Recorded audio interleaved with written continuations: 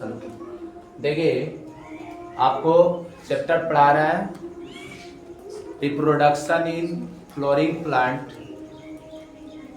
के बारे में। उसमें आपको पढ़ाए थे पुष्पीय पौधों में लैंगिक जनन और उसके संबंध में पुष्पीय पौधों की संरचना भी बताए थे। पुष्पीय पौधों में जो कौन कौन से पार्ट होते हैं, उसमें कुछ सहायक अंग होते हैं, कुछ मुख्य जनन अंग होते हैं, उससे संबंधित आपको पढ़ाए थे। जैसे पुंमंग, स्त्रीकेसर, इन सब के बारे में आपको पढ़ाए थे।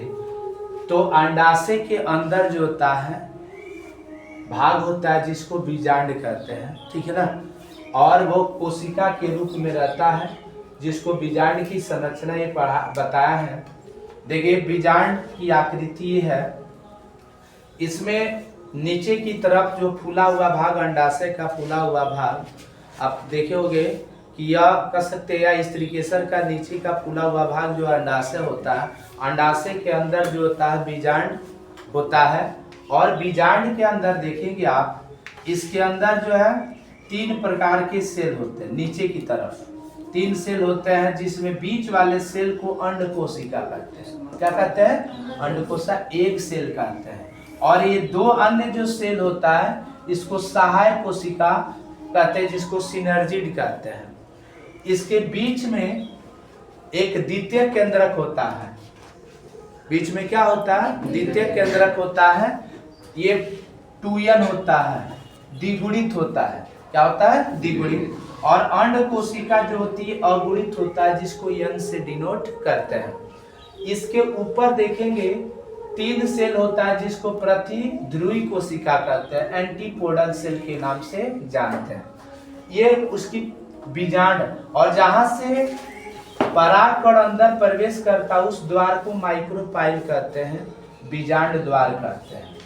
और यानी वर्तिकाग्र के अंदर पतली नली होती है, इतनी पतली नली होती है जिसके अंदर केवल 2 ही परागकण अंदर प्रवेश कर पाते हैं। बोर्ड पर देखें, 2 परागकण ही क्या होते हैं? प्रवेश कर पाते हैं। एक परागकण आता है, ध्यान दीजिएगा, एक परागकण जब आता है, 2 परागकण इसमें आ पाते हैं, अनेक यहाँ पे परागकण आए हुए होते हैं, ठीक है ना। लेकिन 2 परागकण जब आते हैं तो एक परागकण अंड कोशिका से मिलकर भ्रूण बनाते हैं। क्या बनाते हैं? भ्रूण बनाते हैं। अंड कोशिका से मिलेगा एक परागकण तो इम्ब्रियो बनाता है। याद रखे रहना, अंड कोशिका प्लस परागकण मिलकर क्या बनाता है? भ्रूण बनाता है। और एक जो परागकण होता है वह द्वितीयक केंद्रक से मिलता है। तो द्वितीयक केंद्रक और परागकण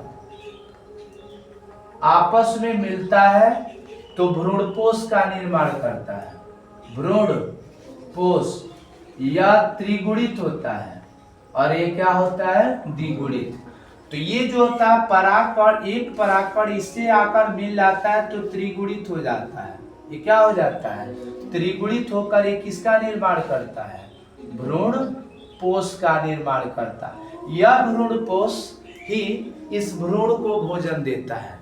यही भ्रूणपोष इसको क्या करता है? जिस तरह माँ के गर्भ में पल रहा भ्रूण जो होता है उसको भोजन माँ का प्लासेंटा देता है, अपरा देता है, उसी तरह जो होता है या पुष्पीय पौधों में भ्रूण को भोजन कौन प्रदान करता है? भ्रूणपोष देता है। तो इसमें 2 बार निषेचन हो रहा है। एक अंड कोशिका के साथ मिलकर भ्रूण बना रहा है और एक द्वितीयक केंद्रक से मिलकर परागकण भ्रूणपोष बना रहा है। तो ये 2 बार क्रिया हो रहा है निषेचन का। तो पुष्पीय पौधों में ये दोहरा निषेचन कहलाता है। इस प्रकार का निषेचन क्या कहलाता है? दोहरा निषेचन, डबल फर्टिलाइजेशन कहलाता है। दोहरा निषेचन पूछा जा, दोहरा निषेचन किसमें है?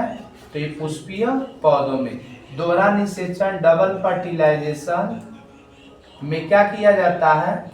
फर्टिलाइजेशन पूरा स्पेलिंग दिखे तो एक एक बार निषेचन होता है तो भ्रूण बनता है, दूसरे बार निषेचन होता है तो भ्रूण पोष बनता है। भ्रूण पोष का कार्य क्या होता है? भ्रूण को भोजन देना। इस तरह का ये आपने बीजांड की संरचना पढ़ा। पुष्पीय पौधों में निषेचन से संबंधित कुछ घटना होती है। निषेचन होने से पहले क्या होती है? तो पुष्पीय पौधों में क्या क्या बनना चाहिए? पुमंग बनना चाहिए। तो पुमंग के कौन कौन से पार्ट आपने पढ़ा है? उसमें पुंकेश यानी उसमें आपने पढ़ा पुमंग के अंदर परागकोश, उसके अंदर परागकण बनते हैं, डंठल होता है। जयान के अंदर आपने क्या पढ़ा है कि उसके 3 पार्ट होता है। ऊपर सबसे फूला हुआ पार्ट वर्तिकाग्र, बीच में पतली नली जैसी संरचना होती है जिसको वर्तिका कहते हैं, और नीचे फूला हुआ पार्ट को हम क्या कहते हैं? अंडाशय कहते हैं। और देखिए परागण क्रिया आपने पढ़ा कि पुष्प के परागकोश से परागकण निकलकर उसी पुष्प या किसी दूसरे पुष्प के वर्तिकाग्र पर पहुंचने की क्रिया क्या कहलाती है? पराग। ये निषेचन के पूर्व की होने वाली घटना होती है। और निषेचन के बाद ये जब पौधा निषेचित हो जाता है तो क्या होता है? जो अंडाशय होता है वो फल बना देता है। परिपक्व अंडाशय क्या बनाता है? फल बनाता है। और ये बीजांड जो है वो किसका निर्माण करता है? बीज का निर्माण करता है। इस तरह का ये स्ट्रक्चर आपने जाना। ये निषेचन के पूर्व की घटना है पुष्पीय पौधों में, निषेचन के बाद की घटना है पुष्पीय पौधों में कौन सी होती है। इसके बाद आपको वीडियो बनाया जाएगा कि जंतुओं में निषेचन से पूर्व होने वाली कौन सी घटना होती है और निषेचन के बाद की घटना कौन सी होती है। और यानी कह सकते हो उसमें नर जनन तंत्र पढ़ाया जाएगा और मादा जनन तंत्र के बाद। मैं आशा करता हूँ कि वीडियो अच्छी तरह आपको समझ में आया होगा, ठीक है ना। अगर समझ में आया है तो इसको कृपया स्क्रीनशॉट ले लें और साथ में बेल आइकन को दबाएं और चैनल को सब्सक्राइब करें। Thank you for watching.